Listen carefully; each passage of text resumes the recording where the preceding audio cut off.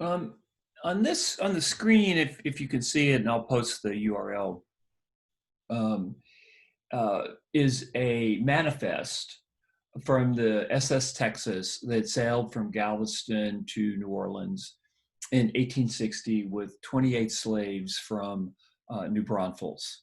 They're being shipped to New Orleans. They're not going to be free. They're going to be sold in New Orleans. This is kind of a curious document. Um, there weren't that many slaves in the New Braunfels area. So it's interesting to see 28, I'm going to hide myself, being sold, shipped to New Orleans and sold.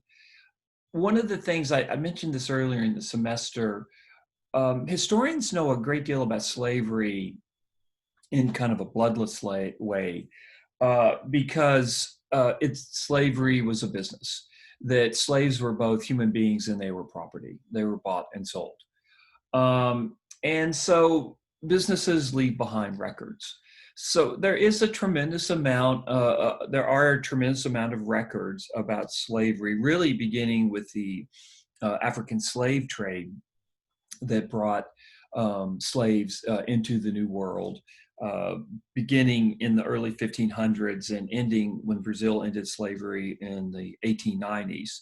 So we know more about slavery, and we know more about slavery than we ever have because of computer power. Uh, what historians have done is they've entered massive amounts of data into databases. And now we have a pretty good understanding, or a more sophisticated understanding of slavery. For instance, we have a better sense of from what areas of West Africa slaves came from. They came from a number of areas of West Africa. What ships that they came on, what was their journey uh, as they made their way through the horrible Middle Passage. One of the things I need to remind you of is that what you have in the United States probably got about a total of 5% of the 25 million or so captives that came from Africa. Jamaica actually got more slaves than the United States. Brazil got about a third of the captives that came. So the United States got a relatively small percentage. But by 1860, by the time of the Civil War, the US was one of the largest slaveholding nations in the world. Because of the way that slavery happened here. It wasn't like it was less cruel here, it was very cruel here. But in places like Jamaica, for instance, slaves were often worked to death.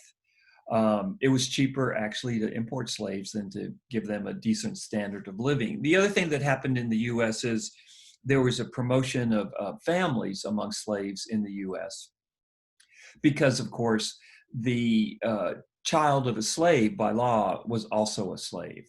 And so once if you owned a slave female, and I know I'm talking about a horrible thing, but this was the reality of the situation. If you owned a slave female, the slave female had a child, that child was your property. Pretty mind-blowing to think about. The United States has never really come to grips with slavery and what it meant and the evils of slavery and how it's marked our history and distorted our history to this very day.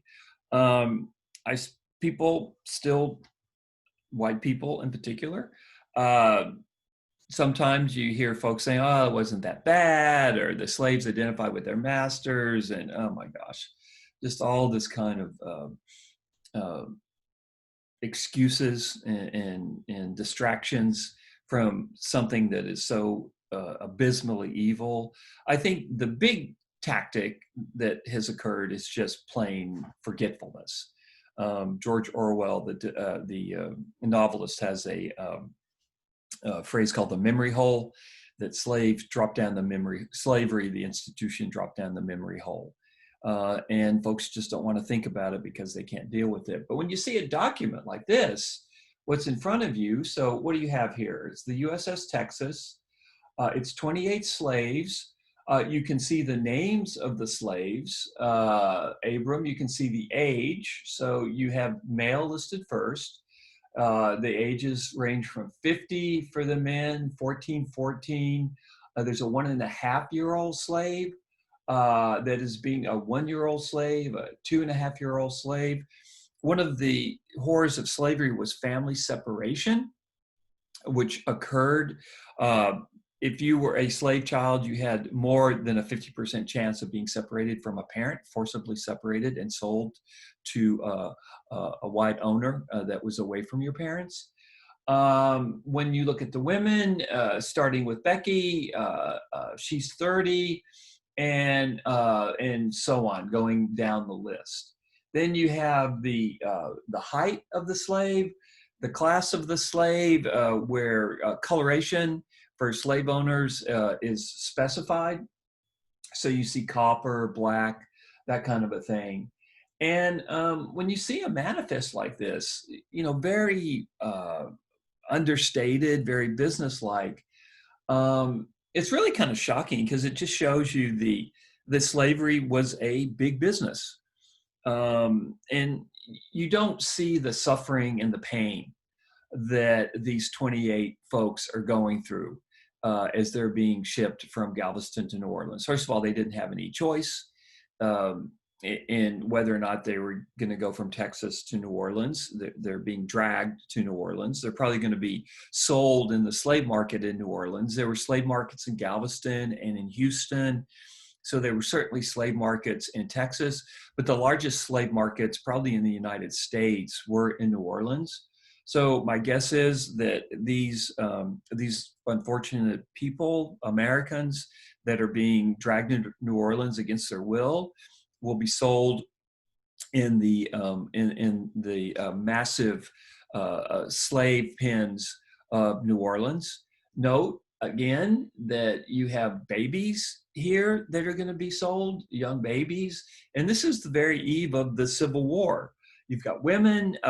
What you're seeing here is, you look at this manifest, you're seeing family separation, babies that have been torn from their mother, torn from their parents, husbands that have been torn from their wives, and vice versa. So on one hand, on this list, when you look at it, it's kind of very straightforward, but you don't have to look too deeply or know too much about slavery to know that there is an infinite depth of pain and horror behind just this record that you're seeing here. That what these 28 Americans, are African Americans, but they're also Americans, what they're going through or what their future holds. Now, there is one kind of bright side to this story, is that this is 1860. It's March of 1860 when this massive shipment of 28 slaves to New Orleans is happening. And if you know your U.S. history, you know we're just about a year from the Civil War.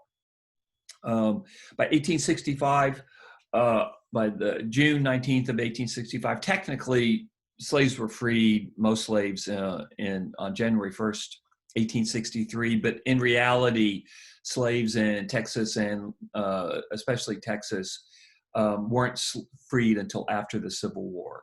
So what I'm getting at is, within 5 years, all of these folks that you're seeing, these names, these babies, these women, these men, will be free.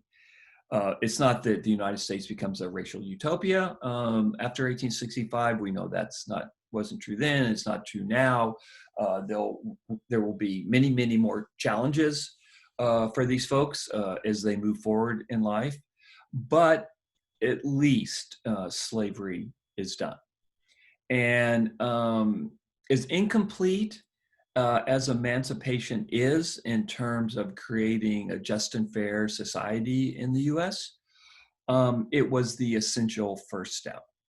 So when you look at this names, note that the pain and the horror behind these stories, who knows where these people are going to end up? Are they going to end up with people that brutalize them? Are the women going to end up with masters that rape them? Or are their sons rape them? Which happened all the time. These folks don't know what their fate is. They're not in control at all. But like I say, within 5 years, all the names, if they survive the war, that you're seeing here, they will have been emancipated. Slavery is over. And then a new set of challenges will arrive for these folks. But at least they don't have to deal with one of the most evil institutions in history, and an institution that to this day, really distorts American history and American society in a way that we just can't seem to escape from. Slavery is a nightmare that we haven't woken up from yet.